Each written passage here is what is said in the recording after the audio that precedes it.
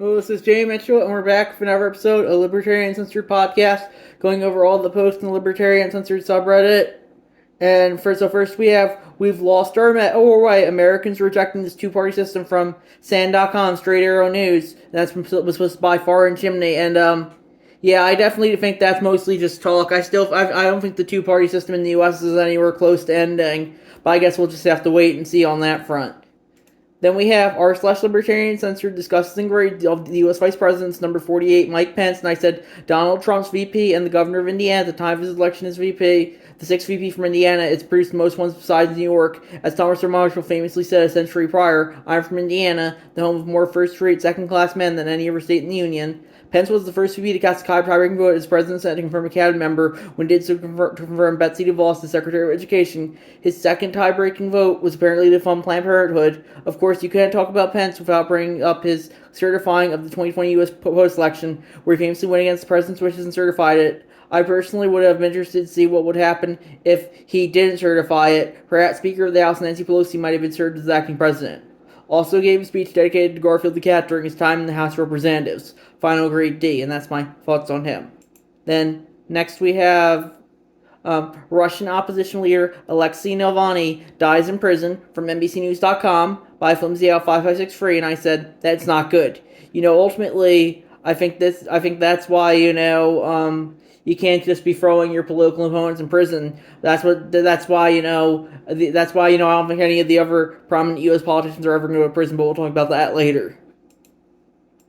Then we have suicide rates in the U.S. are on the rise. New study offers surprising reasons why, from Colorado.edu by Whittling Dan. And I said, I don't think I commented on this one, but yeah, I think if people want to commit suicide, they should be able to. With that being said, I do think it should be stigmatized because I don't think everyone should just go around killing themselves. But ultimately, it does. If people want to do it anyway, I think they should be able to. And that's my thoughts on that issue.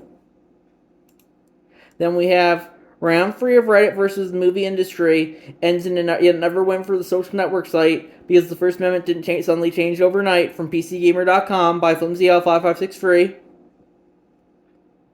And I didn't comment on that one, but yeah, I think if people want to pirate stuff, I think they should be able to. I personally don't think, I think it's not really that ethical, but I don't think people, as long as people aren't physically hurting anyone else, I don't think they should be forced to be ethical according to someone else's standards, and that's my thoughts on that issue.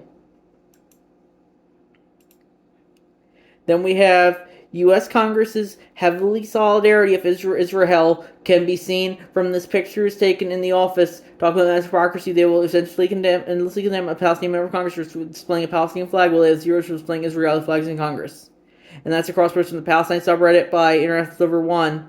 It's a bunch of Israel flags in the representative's office of yeah. I personally think politicians should be able to display, people should be able to display whatever they want in their office, but with that being said, I think if you want to think that's negative, it's be against them displaying what they want because of different reasons, you should be able to do so, I think. So that's my thought on that issue.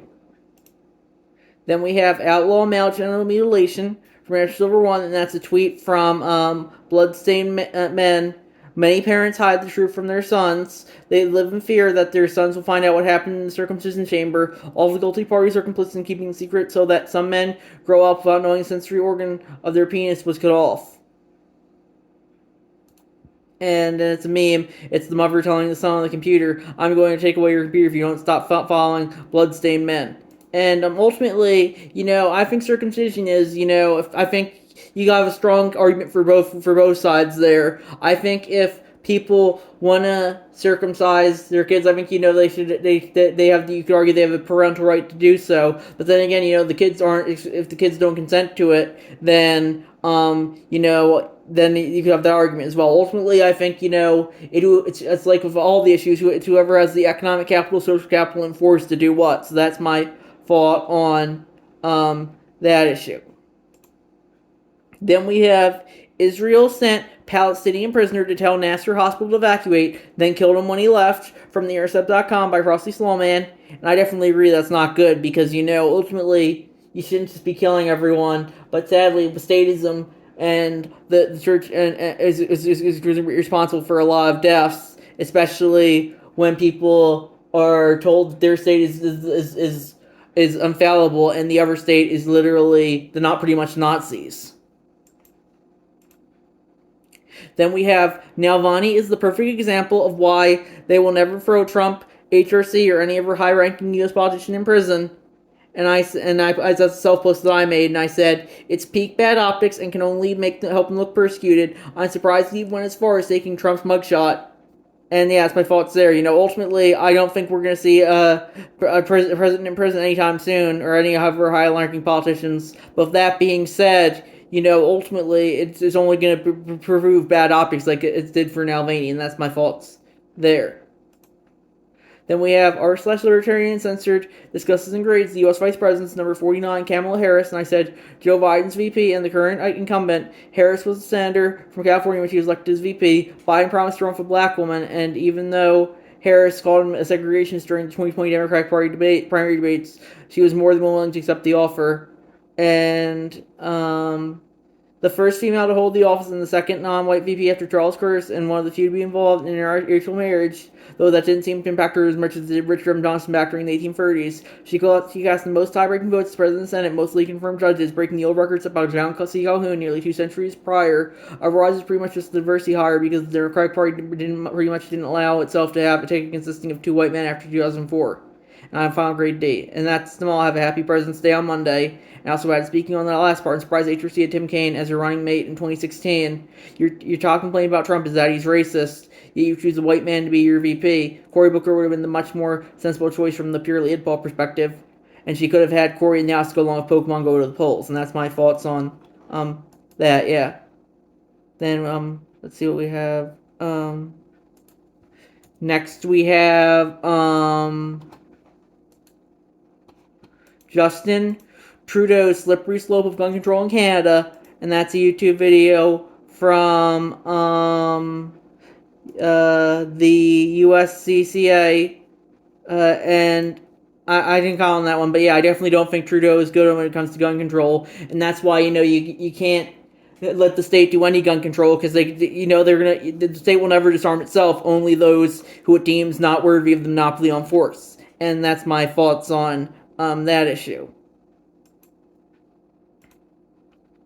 Then we have, so apparently a multinational corporation thinks it has the right to exclusive control over potatoes and files a lawsuit against farmers for growing potatoes on their own farm. And that's from Air Silver One, a cross post from the Facepalm subreddit. And it looks like it's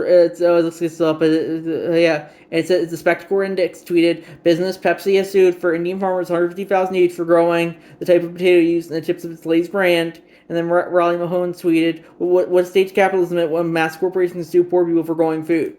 And I think that might be a bit of a, I don't know if the farmers were poor, but that being said, I definitely don't think we should be justifying corporate authoritarianism because it is, I think people should be able to grow whatever they want. And if the corporation owns the patents, kind of like Monsanto did, then I don't think that's an excuse that they shouldn't be able to grow those plants. I think that's why we have to hold giant corporations into account when they abuse their authority like this. And that's my thoughts on that issue. Then we have WCW obtained this footage from inside a secret government bioagent lab. NIH conducts dangerous Wuhan-style animal experiments on U.S. soil. Get the facts from White Coast Waste Project, and that's a video they shared about how they were injecting pigs with Ebola on U.S. soil. And I said, no one abuses the animals in the name of science more than the government. And that's why I think, we gotta stop all this animal testing and government throwing money at all this science research, because, it could be another Wuhan situation, you could get another lab leak, and I don't think that would be very good.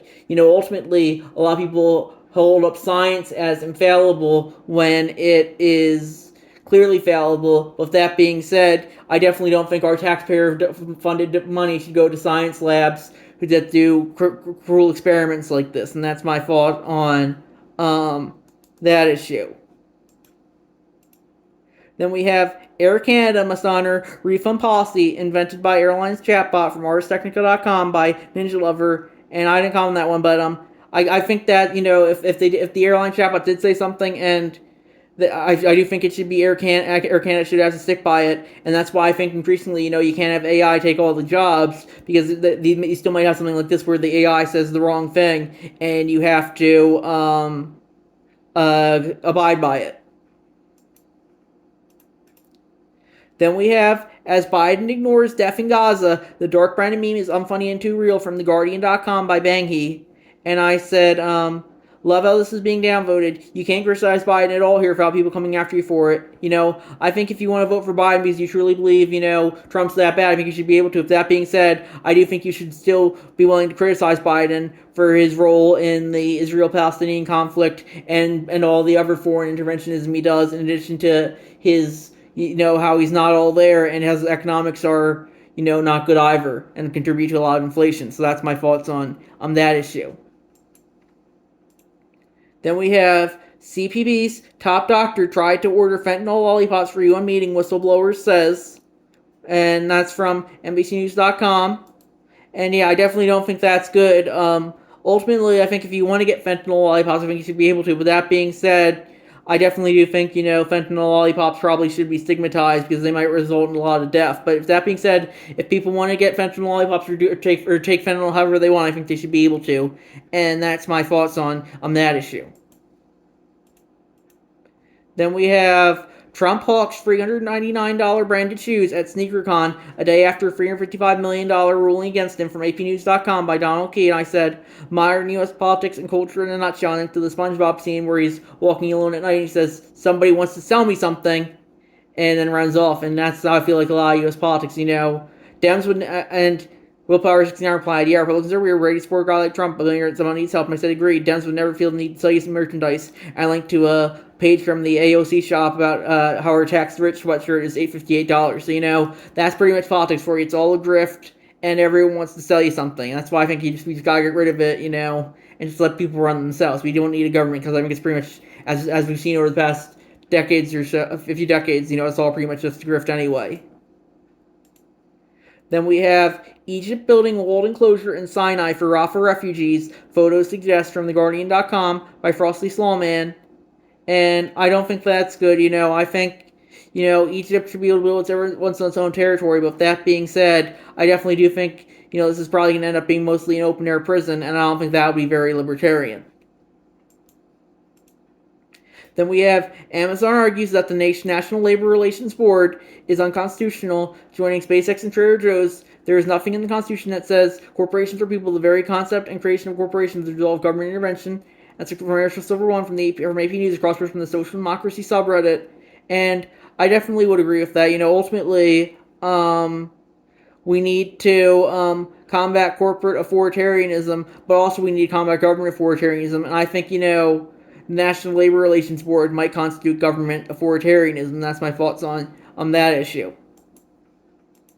Then we have new randomized trial shows trans care lowers suicidality from AaronInTheMorning.com, International Liver One. That's crosswords from the Unite Against the Right subreddit. And I didn't call on that one, but yeah, I think if you want to think trans care helps people, you should be able to. With that being said, I still don't know if minors should be able to consent to it. And that's my thoughts on that issue. And then we have frozen embryos are children. Alabama Supreme Court rules in couples wrongful death suits from Alabama.com, from Al.com by Zachness. And yeah, I personally think if you want to consider frozen embryos children, I think you should be able to. With that being said, I don't like the government or the state enforcing definitions on people, and that's what I'm seeing here. Ultimately, it does come down to whether the force, economic capital, and social capital do what. But ultimately, I think we know, if you don't want to consider them children, I don't think you should be able to. And that's my thoughts on that issue. And it looks like we have nothing new, so I'm going to wrap it up there. I'll see you guys in this episode. Bye.